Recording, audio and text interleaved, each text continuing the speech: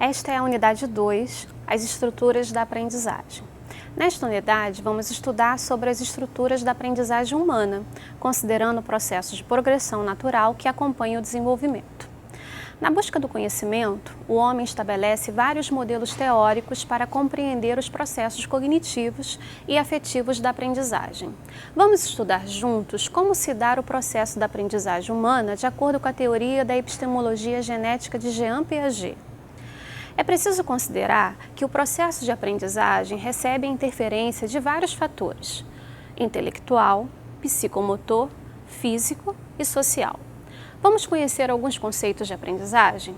Para Piaget, a aprendizagem é uma construção contínua comparável à edificação de um grande prédio, que na medida em que se acrescenta algo, ficará mais sólido, ou a montagem de um mecanismo delicado, cujas fases gradativas de ajustamento conduziriam a uma flexibilidade e uma mobilidade das peças tanto maiores quanto mais estável se tornasse o equilíbrio.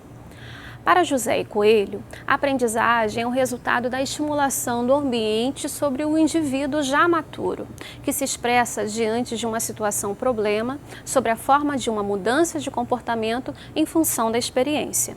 Para Porto, a aprendizagem constitui-se um processo, uma função, que vai além da aprendizagem escolar, que não se circunscreve exclusivamente à criança.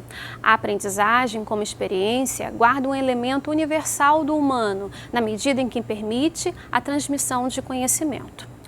Para Jorge Visca, a aprendizagem é uma construção intrapsíquica, com continuidade genética e diferenças evolutivas, resultantes das pré-condições energéticas e estruturais do sujeito e das circunstâncias do meio social.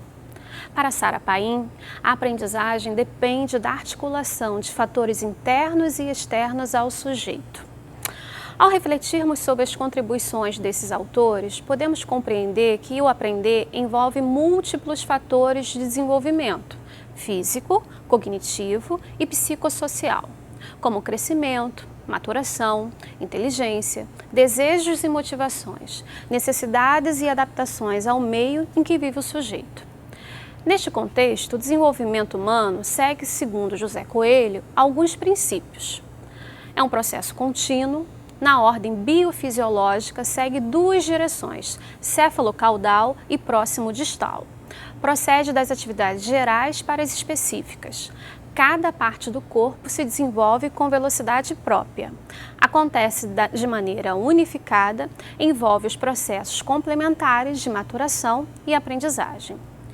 Sarah Paim compreende o processo da aprendizagem em dimensões biológicas, cognitivas e sociais, apresentando a aprendizagem como uma função do eu psicanalítico.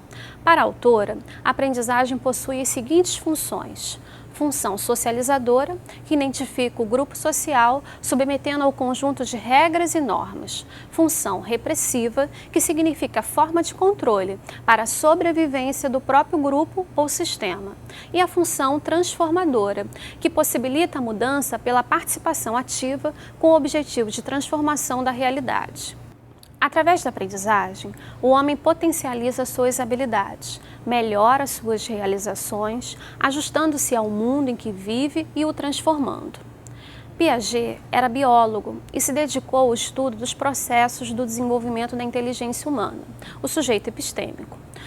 Piaget construiu seu trabalho debruçado sobre a origem, daí o termo epistemologia genética, de origem do conhecimento no sujeito.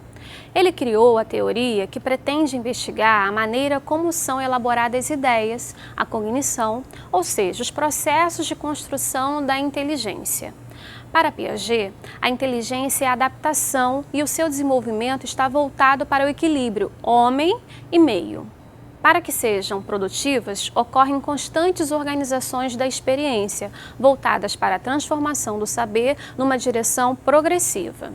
Tais ações se constroem em planos diferentes, transformando em adequação a experiência vivenciada e a necessidade do sujeito com o seu meio.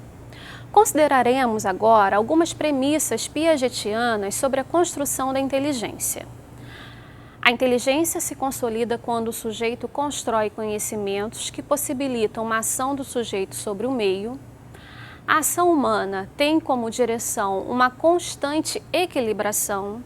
A ação se dá em função da necessidade. A partir do crescimento, existe um aperfeiçoamento da ação que atinge níveis mais complexos de organização e de experiências. Na criança, todas as experiências se sustentam na organização das experiências sensório-motoras. As estruturas são os aspectos variáveis do desenvolvimento, as experiências e as formas de equilibração. As formas de organização de atividade mental acontecem sobre duplo aspecto, motor ou intelectual e afetivo, com duas dimensões, individual e social. Esta é a concepção global do desenvolvimento da inteligência para Piaget, que desenvolveu 3 estágios, que nós vamos ver a seguir.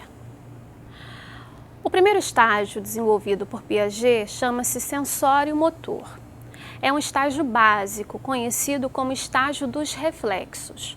Toda interação que a criança tem com o mundo, a fim de se comunicar e conhecê-los, se processa através dos reflexos herdados, que se complexificam na medida de sua utilização e coordenação.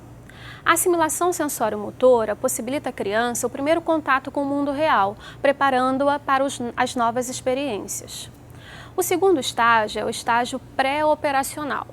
Esse estágio é caracterizado pelo egocentrismo, em que todas as experiências são assimiladas ao eu.